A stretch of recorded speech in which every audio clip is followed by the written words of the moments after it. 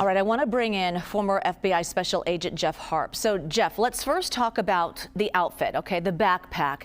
You don't see any labels. You see kind of maybe reflectors on there. Doesn't, look out of character, but he kind of looks bulky. What do you make of what he had on?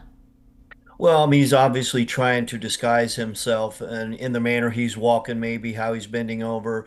The latex or whatever type of gloves he has on there looks to me like they're over another set of gloves.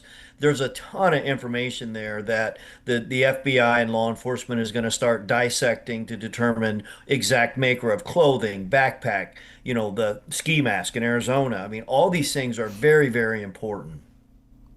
So he appears to have some sort of holster on the front of his pants. Did that seem odd or normal to you? Is that a real gun? Is that a fake? What did you make of that? Well, in law enforcement, anytime somebody has what looks like a weapon, you assume it's a weapon, whether it's real or not.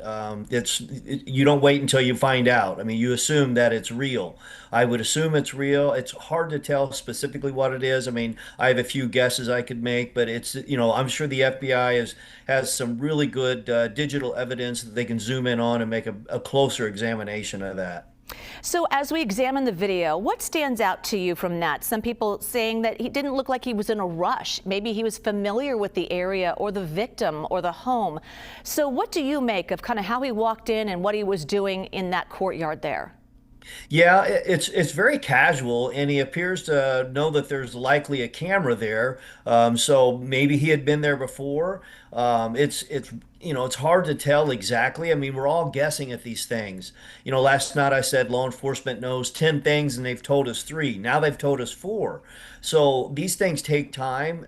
Extracting this digital data, which they've been doing, takes a lot of time. And I know they've been working closely with the tech companies, and they have more. Just like you can see in the old World War II videos you watch on the different platforms, they're in color now. So there's known color of the bricks of things around the house. So all of that becomes very important to turn this into a color video, as well as the size of the subject there. Yeah, absolutely. And then to guess what's in the backpack, any ideas in terms of what maybe he was using inside the home or a change of clothes? Were you able to determine it?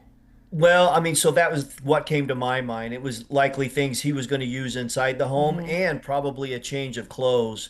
So once he left the house, he would be able to look differently than he did on that camera. I want your reaction when you first saw the photos and videos released.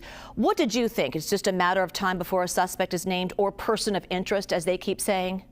Yeah, so there's other things that are going on simultaneously, and I don't want to like tip the hand of law enforcement for things I have a pretty good idea of what's going on. But so there's an exact timestamp on these digital images, an exact timestamp.